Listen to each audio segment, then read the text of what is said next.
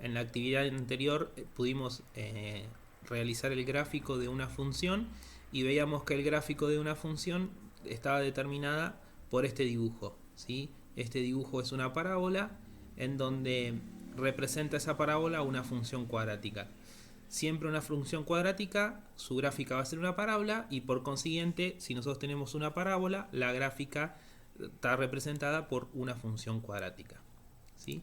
En una función cuadrática vamos a tener tres componentes, que sería el término cuadrático, el que está elevado al cuadrado, el término lineal, en donde la x tiene exponente 1, y el término independiente, en donde no aparece la x o x estaría elevada a la 0. Si yo hago 1 por x a la 0, recordemos que todo número elevado a la 0 me da 1, por lo tanto me quedaría 1. ¿Sí? Entonces siempre los valores que vamos a tener que acompañan a la x cuadrado, la x lineal o el término independiente siempre deben ser cualquier número real. Y el valor de a, ¿sí? Que es el que acompaña a x cuadrado, no puede ser 0. Puede ser positivo o negativo, pero no puede ser 0.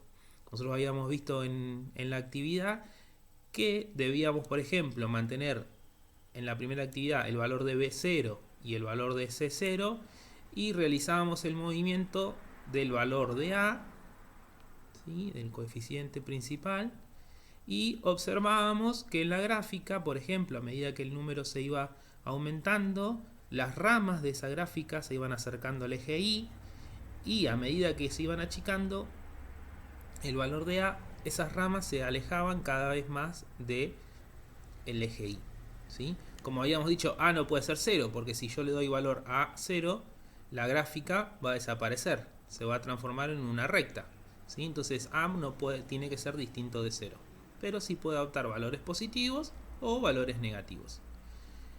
En la actividad pudimos ver que a medida que los valores eran positivos, las ramas de esa parábola eran cóncavas hacia arriba, y cuando los valores eran negativos, la parábola se daba vuelta y las ramas de esa parábola iban hacia abajo, o sea que la función iba a ser cóncava hacia abajo, ¿sí?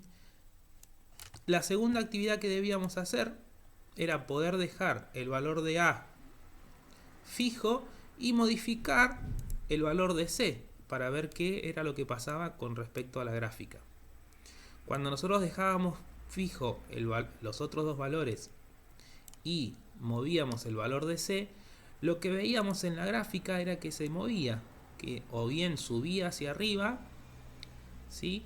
O bien, si los valores eran negativos, la gráfica esa iba hacia abajo. Ese valor de c lo que me estaba indicando, si nosotros vemos, por ejemplo, cuando c es igual a menos 4, la gráfica pasa por el valor menos 4 en el eje Y. Por lo tanto, el valor de c lo que me está indicando es la ordenada al origen, ¿sí? Y el valor de a lo que me indica es su concavidad. Si es un valor positivo va a ser cóncavo hacia arriba, y si es un valor negativo va a ser cóncavo hacia abajo. Algunos de los elementos y características que tiene la gráfica es, por ejemplo, el corte con el eje Y. Como vimos recién, cuando la función cuadrática está en forma polinómica, el valor de c está determinado por el corte con el eje Y. Ese punto E que aparece ahí, si nosotros miramos, cuando corremos la gráfica, ven que acá yo, por ejemplo, corro el valor de b, pero el valor de c no lo modifico, por lo tanto, al ordenar al origen sigue sin cambiar. Pasa lo mismo si hago el movimiento con respecto al eje, al valor de a. La gráfica se mueve, pero esa ordenada del origen no cambia porque no he cambiado el valor de c. Otra de las cosas, de las características que tienen las funciones cuadráticas es que van a tener raíces. Es decir, que va a haber un punto o dos o ninguno en donde la recta va a cortar al eje X. En este caso nosotros no tenemos raíces porque si miramos la parábola, esa parábola nunca va a cortar al eje X. En cambio, si yo por ejemplo le doy un valor negativo, ahí encuentro que la parábola está cortando a las raíces. Está cortando, perdón, al eje X. Por lo tanto, tiene raíces, ¿sí?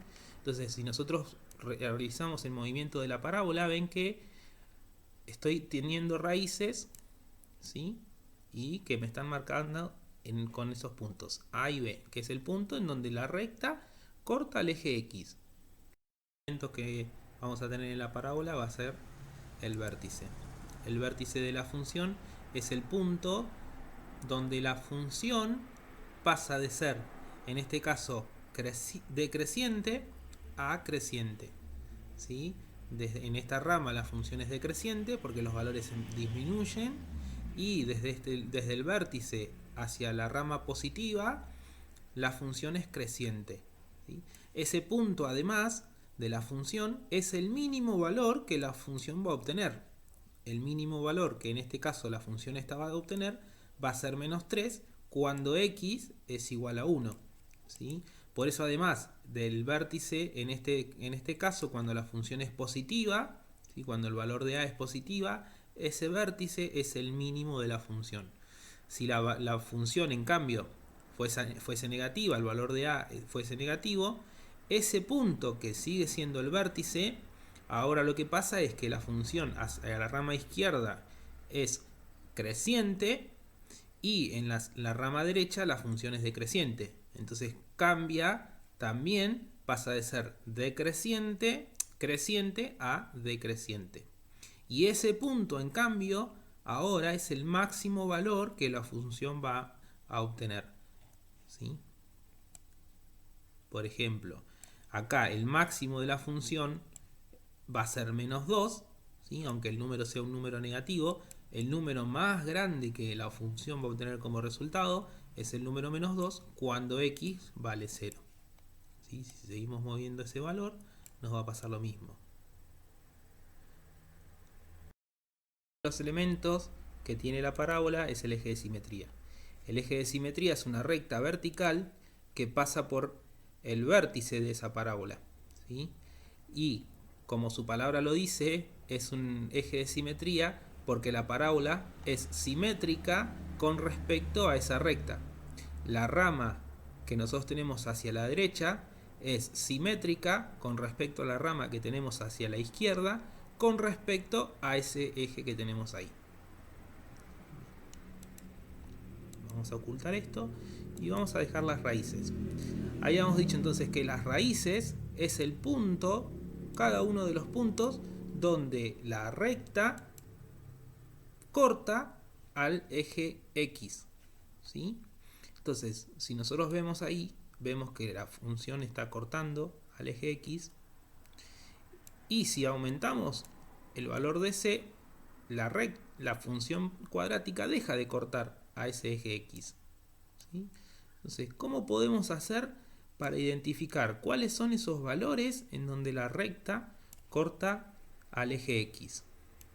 Eso es lo que vamos a intentar de poder resolver, primero con una actividad un poco más lúdica y después con algunos ejercicios en donde podemos hallar esas raíces o ese corte que tiene la recta, la parábola, perdón, en este caso, con respecto al eje X.